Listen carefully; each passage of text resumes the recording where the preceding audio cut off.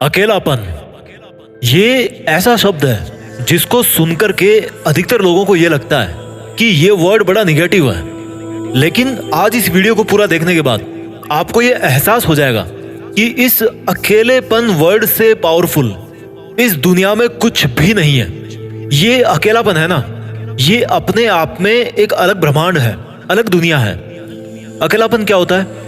असली में तो अकेलापन उसको बोला जाएगा जिसमें कोई बंदा अपने पास नहीं हो, अपने खुद के पास नहीं हो, खुद को उसने अकेला छोड़ रखा है, अपने विचारों में नहीं हो। जो बंदा अपने खुद के साथ समय बिता रहा है, जो अपने बारे में जानता है, उसको अकेला नहीं बोलते, उसको बोलते हैं एकांत में। बड़ा फर्क है इस अकेलेपन में और एकांत में।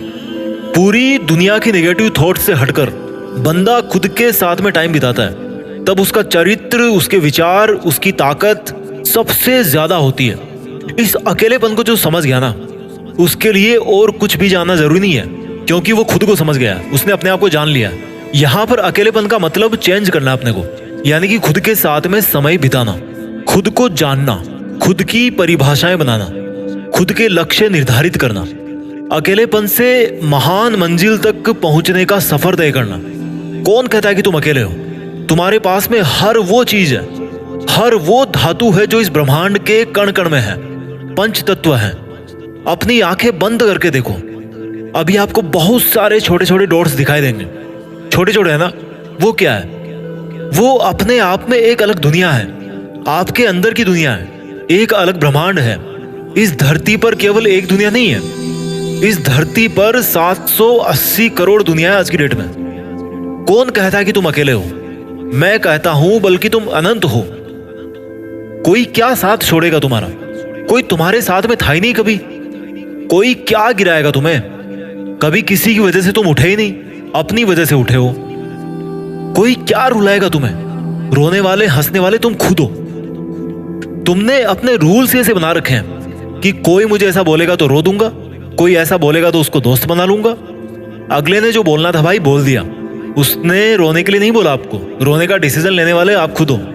अगर अगला बंदा बोलेगा कि कूद जा कुएं में, तो कूदोगे क्या? नहीं कूदोगे ना।